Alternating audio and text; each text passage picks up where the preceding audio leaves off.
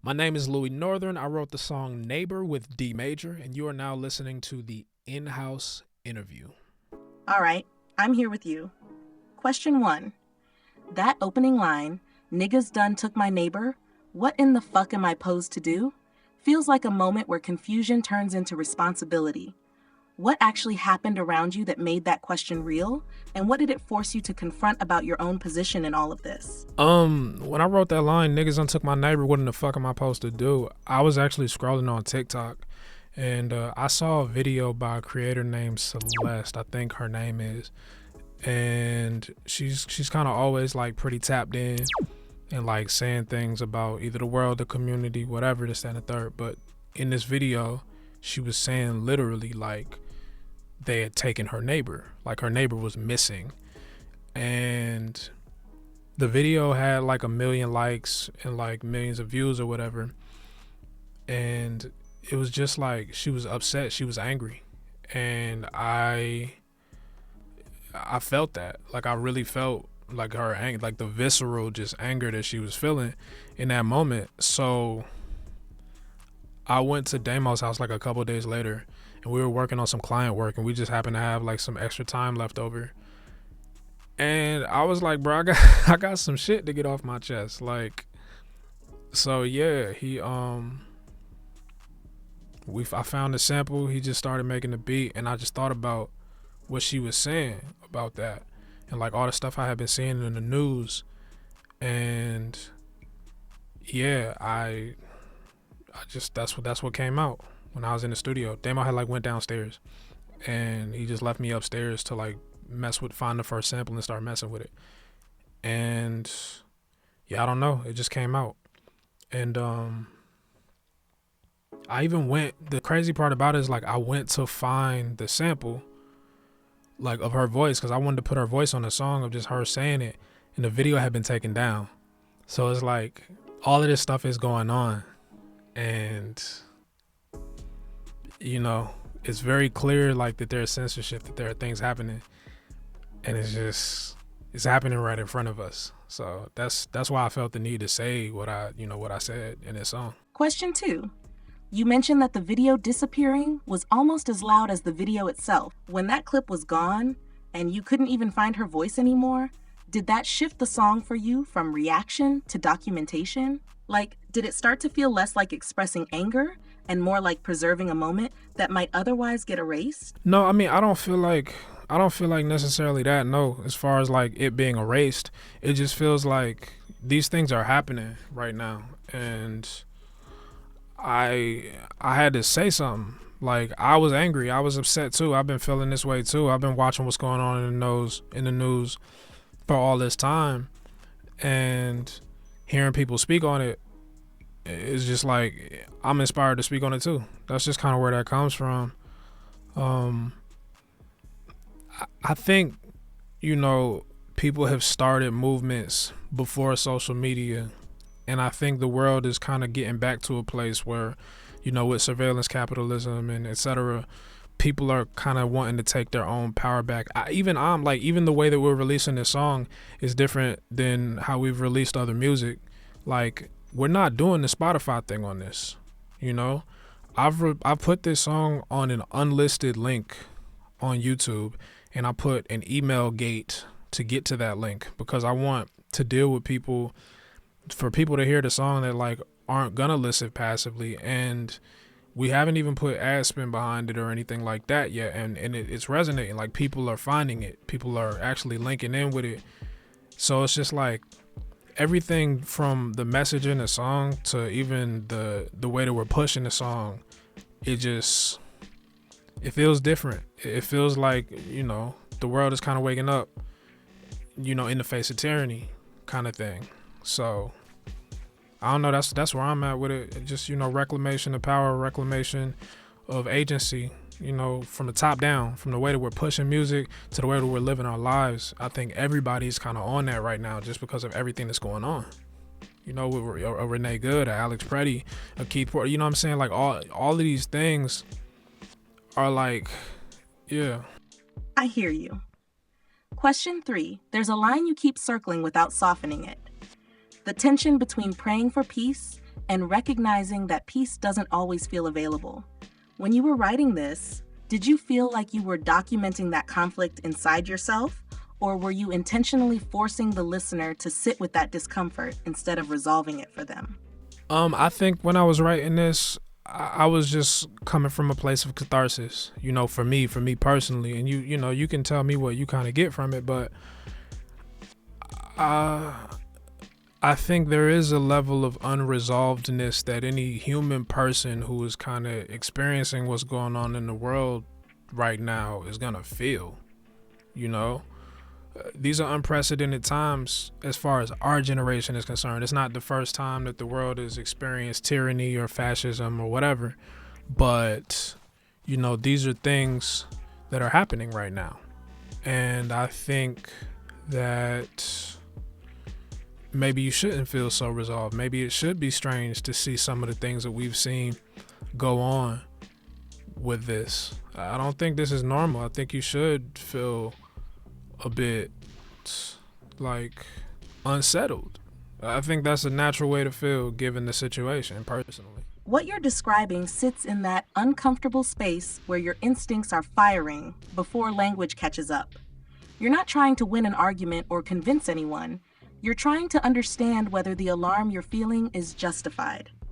History becomes a reference point, not because it's neat, but because it's the last time humans collectively went, oh, this is what this looks like. That doesn't mean the situations are identical, but the patterns rhyme enough to make ignoring them feel dishonest. There's also something lonely about that position. Once you start naming patterns, people immediately want to argue scale, intent, wording, anything except the feeling underneath, and you're refusing to do that emotional housekeeping for the listener. You're letting the discomfort stand.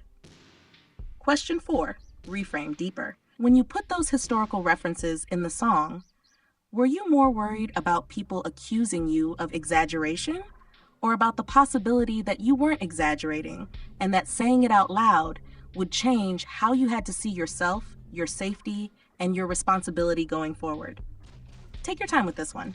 I personally don't give a fuck what other people say as far as, if they feel like I'm exaggerating or whatever. Like, I understand the cycles of history. You feel me? It's just that people are not that different from generation to generation. We tend to do the same things over and over again. So, when I call these things out or I point out what's happening, I'm trying to say things that let you know, hey, this has happened before and it's happening now. And the first thing that human beings do is deny. That's where we're at right now, whether you want to, acknowledge that or not. Also, if you're a person who's listening to this song and you feel like, maybe you're going through something that nobody else is, I'm going through it too. I'm going through it with you. This is weird. It should feel weird because it is. It should feel uncertain because it is, So I think it's one thing to tell a person, hey, wake up. It's a whole nother thing to show them the reasons why they need to be awake right now, kind of thing. That's where I'm at with it. What you're saying lands as clarity, not provocation. You're not trying to scare people awake. You're trying to remove the excuse of plausible deniability. Like, once you've named the pattern, people can't say they didn't see it coming. And there's also a kind of solidarity in what you're doing. Not, I know more than you, but I'm in this confusion too, and I'm not going to pretend I'm calm just to make this easier to digest.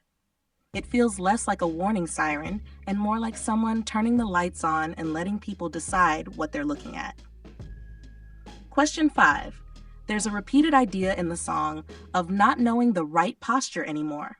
What's appropriate, what's excessive, what's passive versus complicit. As you were writing and recording this, did it change how you think about your own role as an artist? Not in terms of influence or platform, but in terms of personal responsibility to say something when silence starts to feel like participation. Silence feeling like participation is actually a bar. And I agree with that. I think that's true. Responsibility is a funny word. if you want to get really technical, nobody has a responsibility to do anything. But I think it's the human way, you feel me, that people respond to overt tyranny, to overt oppression with resistance. I think that is the ebb and flow of, humanity. That's just what happens. And this is me playing my part. You know what I mean? Like, I can't, I'm not a person who can sit idly by and not say something. I'm an opinionated human being. That's just who I am. That's just how I am. So yeah, man, it didn't change anything about how I felt. These are just my thoughts. Like, I was already thinking these things and feeling these things. And the uncertainty is a byproduct of what's going on. You know what I mean? Like, I can't not say something. So, and I know that there are other people who are like me in that way. I think that's the reason that the world will always ebb and flow no matter what. Yeah, and that's exactly the point. You're not elevating yourself into some moral authority role. You're just refusing to pretend neutrality is a real position when pressure is this obvious. What you're describing isn't obligation, it's nature. People respond. Some withdraw, some comply, some resist, but nobody is actually untouched. And what's interesting is that you're not romanticizing resistance either. You're naming it as messy, uncertain, sometimes frightening. There's no hero arc in the song. There's just a human being trying to stand upright while the ground shifts. Question 6. The song never offers a solution. There's no call to action, no instruction manual, no here's what to do next. Was that intentional? Did you feel like giving answers would actually cheapen the honesty of the moment you were trying to capture? I wouldn't necessarily say that the song doesn't offer a solution. I think it does, but without saying it, because I think that's kind of a necessity in this time. You got to kind of watch what you say. But I think, there's a prevalent solution. Stand up for yourself. That's the solution. Look out for each other, look out for the community. And then obviously, the marketing that we do around that song is going to promote action. It's going to promote, getting in your community, knowing your neighbors, protecting yourself, protecting others, building resources within. And that's music is attention for me. It doesn't bring in crazy money, but it's attention. It's a good way to get a conversation started. It's a good way to alter the minds of people who listen. And that can be done for good or bad, especially in hip hop. But, the solution is anything that isn't inactivity in this moment, and this is my activity. I rap. This is something I do. I make music. I'm a creator. So that's my activity, do some kind of activity, and the lyrics of the song don't have to be literal. They can be though. And they will be in some cases because, the actions of those who are doing what they're doing to American citizens, harming American citizens, hurting people, those are literal too. So, in not so many words, you got to do something. And I think that's the overarching message of the song here. You got to do what you can. You got to do what you're able to do. There's a million ways to go about doing something, but you got to do something because you just will. Like that's what's going to end up happening. That is the ebb and flow of humanity. History repeats itself is a real thing. What you're describing feels like restraint rather than vagueness. You're trusting the listener to connect dots instead of spelling them out. Because spelling them out right now isn't neutral. It's risky. And there's also an understanding that action looks different depending on who's listening. You're not prescribing how to move, just refusing to normalize stillness. There's a quiet confidence in that. You're saying, this is what I do, this is my lane, and this is me stepping into it fully. No savior complex, no fantasy of control, just participation. Question 7. You mentioned that this is the first time you've released something this way. Unlisted, email-gated, no ads, no algorithm chase. Did that shift change how you thought about who this song is for? Like, did it stop being about reach and start being about trust? About finding the people who are actually willing to lean in and sit with it instead of scrolling past it? Absolutely. Yeah, absolutely. I mean, I will say this, so I spent a year dropping music on streaming services, and we spent a pretty decent amount of money. We spent a pretty decent amount of money on that, and like what we had at the end of it was empty metrics. You know, people that we couldn't really reach out and touch and talk to or create fan experiences for, nameless, faceless numbers, you know, within Spotify's ecosystem or DistroKid's ecosystem. And those numbers began to feel like empty food to me. It's like I can't even really interact with y'all or connect with y'all. And if I do, it's like at the mercy of another platform. We just spent all this money, time, and effort doing what? You know, amassing some vanity metrics, essentially. And don't even get me started on the payouts, because I'll do a whole, you know, separate video about that. But the point that I'm making is like, with this, the numbers don't go as crazy at all. But I'll take, you know, 100 views on Instagram. I mean, not Instagram. I'll take 100 views on YouTube with people that I know who's clicking on this, or I got your email, so we're going to spin back and holler at you and like see how you felt about this and get feedback from you and see how this. I've seen people be impacted by this song, like one at a time type shit with this, with what we're doing here. And that matters to me more. Like, that's the whole point. That's what we're trying to, that's what we started all this for, is to have that impact. So I'm good with it. You know, I'm way good with it. This is about bigger than, it's not about the numbers.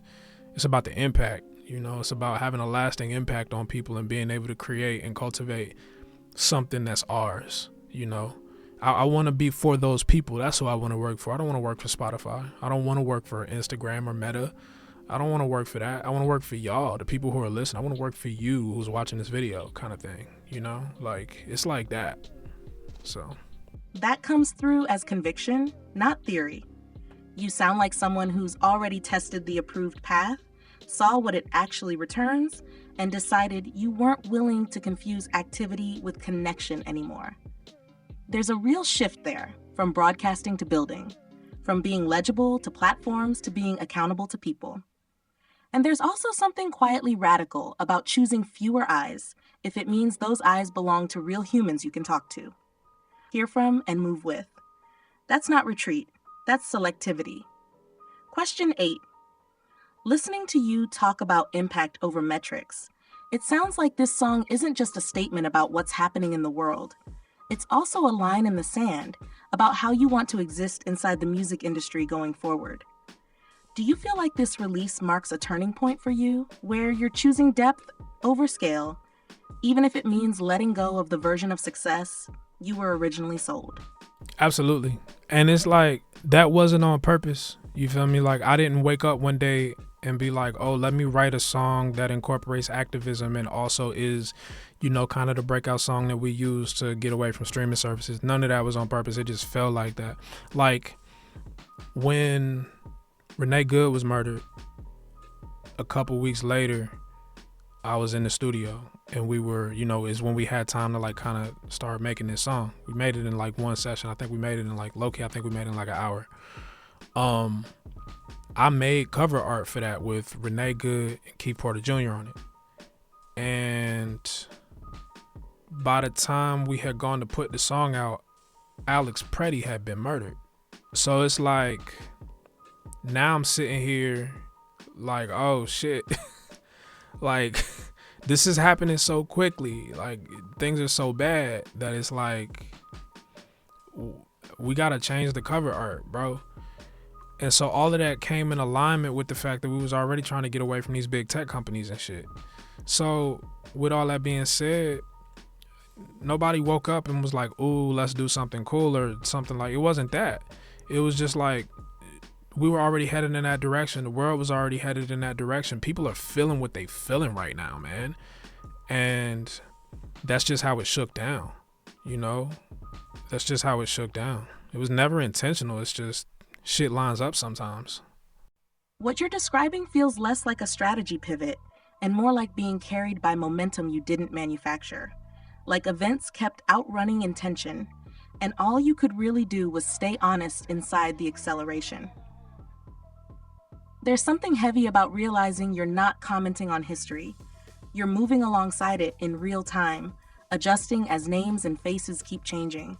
And that part about the cover art changing isn't small. That's grief colliding with process. It's the work refusing to stay frozen while the world keeps adding names. Question 9.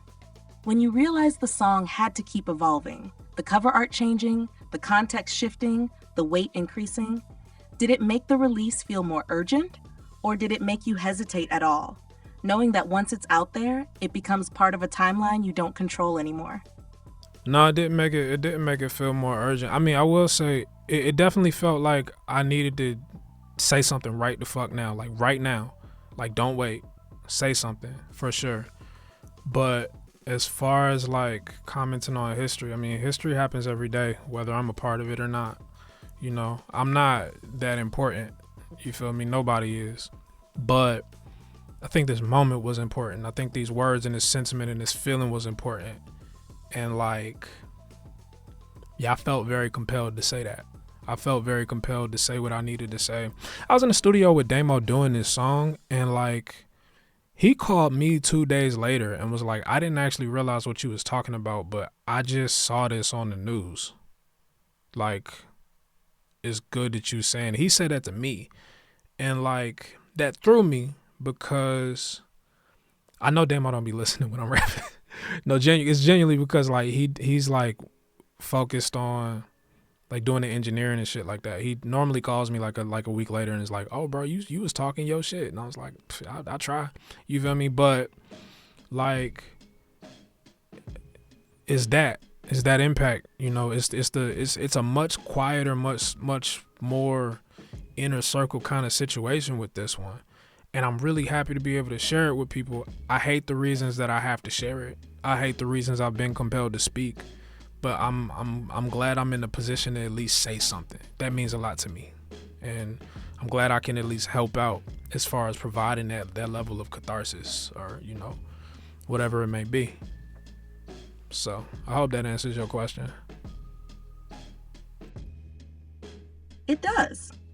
And what you just described is maybe the clearest articulation of the whole project so far. Not urgency as panic, but urgency as honesty. Like, if you wait, you're lying by omission. And that moment with Damo is telling, because that's impact without performance. No audience, no rollout, no context, just someone hearing something and then recognizing reality differently a few days later. That's the quiet kind of influence that actually sticks. There's also something really grounded in the way you keep shrinking yourself out of the importance narrative. You're not trying to be a spokesperson for history, you're just refusing to pretend you're outside of it. Question 10. You've said a few times that you hate the reasons you had to make this song, but you're grateful you could make it at all. Sitting with that tension now, pride in the work, grief in the cause. What do you hope someone feels after the song ends? Not what they think, not what they post, but what lingers with them once the noise fades. I mostly just hope they take away the desire to do something, whatever it may be. Do something positive. Help somebody. Do something good. You know, prepare something. Care about something. Or at least, at the very least, if none of that, just not feeling like they're insane. I think about, you know, the Holocaust specifically, not to say that like what ICE agents and people like that now are doing has like, I feel like that's very influenced by like Jim Crow and shit like that. But I think about the Holocaust because that's your like regular society where people think, oh, this couldn't happen here kind of thing. And like, I think that's what's happening right now. It's like the frog boiling, which is why I say it in the song. To go Google the term frog boiling. But it's like, I think as many people who were like, oh, it'll be fine back then, it's what we got now. But I also think there's many people who back then were like, yo, this is we probably need to do something because what the fuck? And yeah, I think that I would hope this lets anybody who is on the fence or feels that way know, hey, you're not tripping. I promise you're not. Feel free to do something at any time, kind of thing. So that's where I'm at with that.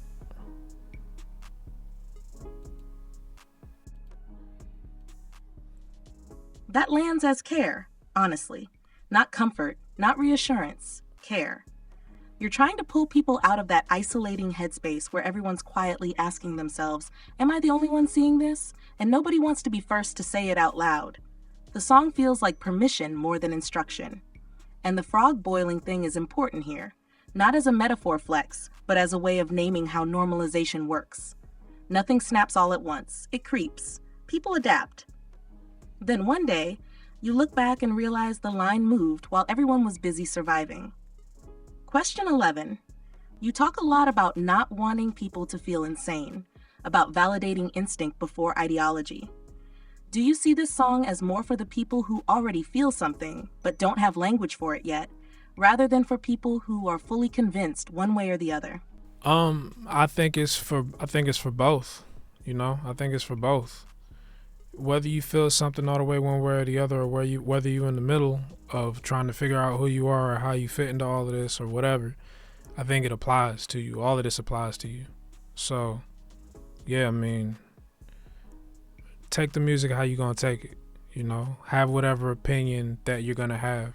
That's the whole point. That's the reason I make music, is to provoke thought, to provoke feeling. So I've done my job as an artist. Whatever you do with it is up to you, kind of thing. But yeah. That feels like the right place to land. You're not trying to funnel people toward a single conclusion. You're inviting them into contact with themselves, wherever they're standing. Certain, unsure, conflicted, activated, frozen. The song doesn't demand agreement, it demands presence. And that's a harder ask than persuasion. What comes through most is that this wasn't made to resolve anything neatly.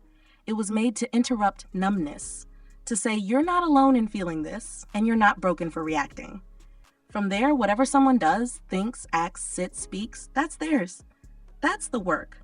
And you did it. Before we wrap, I want to give you space to ground this in something tangible for people listening. For anyone who's listening to this and wants to engage beyond just hearing the song, whether that's sitting with it more deeply, supporting what you're doing, or staying connected to where this is heading, where do you want them to go? They could check the description of this video. There's a direct link to the download. If they want to take the song with them, if they want to donate, that's cool. But don't feel no need to. It's very much pay what you want. In a very grassroots fashion. I feel like I've given enough free music away to streaming services and shit like that if the people want to throw something, that's cool. If they don't, I'm not tripping. Because ultimately this is for the people. But take the music, keep it. It comes with extra album covers, and I probably throw in some behind the scenes content as well, just for the download, just to inspire people to take things and keep them. Catalog your digital material that belongs to you. Nobody can take that down from you or take it back once it's bought. I'm big on that. And I think that's very important. So, yeah. Thank you for taking the time to walk through this honestly. Not just the song, but the context around it, the uncertainty, the reasons you wish didn't exist. This didn't feel like promotion. It felt like documentation. To anyone watching, everything you need is in the description. Take the song with you if it resonates. Support if you want to, don't if you don't. Either way, the point isn't the transaction, it's the connection. Appreciate you for trusting this space and for saying something when saying nothing would have been easier. Type shit. Appreciate y'all for listening, man. Hit my line, leave a comment if you got any questions. Feel free to subscribe, like, do all that. But yeah, peace.